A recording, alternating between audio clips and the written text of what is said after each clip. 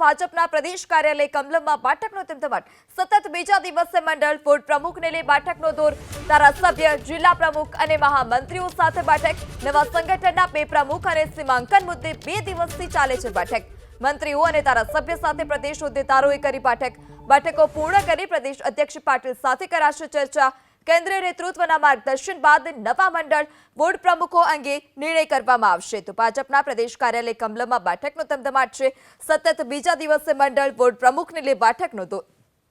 વધુ માહિતી સાથે સંવાદદાતા હિરેન રાજ્યગુરુ ફોન લાઈનથી જોડાઈ ચૂક્યા છે। હિરેન, સતત બીજા દિવસે બેઠકનો દોર, કોણ કોણ ઉપસ્થિત, કયા મુદ્દે ચર્ચા? તો સમગ્ર રાજ્યમાં શહેરી વિસ્તારને વાત કરીએ તો ગ્રામીણ વિસ્તાર માટે વોર્ડ, ગ્રામીણ વિસ્તાર અને સેમી અર્બન વિસ્તાર માટે વોર્ડ અને મંડળના પ્રમુખોની પસંદગી માટે થઈ અને જે પ્રક્રિયા અટકાવી દેવામાં આવી છે એ પ્રક્રિયાને લઈ અને અત્યારે બેઠકનો દોર ચાલી રહ્યો છે। મુખ્યત્વે જે નવું સીમાંકન ભારતીય જનતા પાર્ટી સંગઠનની દ્રષ્ટિએ નક્કી કરવા જઈ રહી છે તેને લઈ અને સૂચનો પણ ધારાસભ્ય, અન્ય હોદ્દેદારો, જિલ્લાના કે નગરોના તેના સૂચનો લેવામાં આવી રહ્યા છે। આ ઉપરાંત હવે પછીની પ્રક્રિયા કેવી રહેશે એ અંગેનું માર્ગદર્શન પણ આપવામાં આવી રહ્યું છે।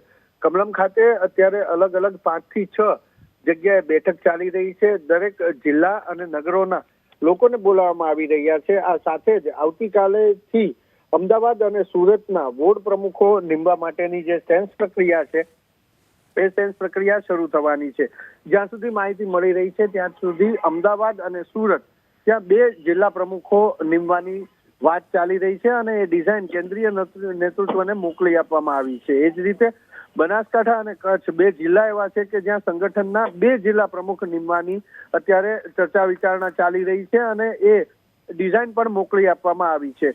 એક આંકડો એ પ્રકારેનો નક્કી કરવામાં આવ્યો છે કે અત્યાર સુધી મંડળ અને વોર્ડના પ્રમુખો નીમવામાં આવતા હતા। એ મંડળ કે વોર્ડની અંદર કેટલા પણ બૂથ આવે એના ઉપર એક પ્રમુખ નીમવામાં આવતા હતા, પરંતુ હવે કાર્યની સરળતા રહે એ માટે થઈ અને 60 આંકડો નક્કી કરવામાં આવ્યો છે। 60 બૂથ ઉપર એક મંડળ અથવા તો એક વોર્ડ પ્રમુખ નીમવા એ પ્રકારેની ચર્ચા ચાલી રહી છે અને કેન્દ્રીય નેતૃત્વ તરફથી મંજૂરી મળ્યા બાદ આવતીકાલથી એ સેન્સ પ્રક્રિયા પણ શહેરોની અંદર, ખાસ અમદાવાદ અને સુરતની અંદર શરૂ કરવામાં આવશે। જી હિરેન, સમગ્ર માહિતી બદલ આભાર।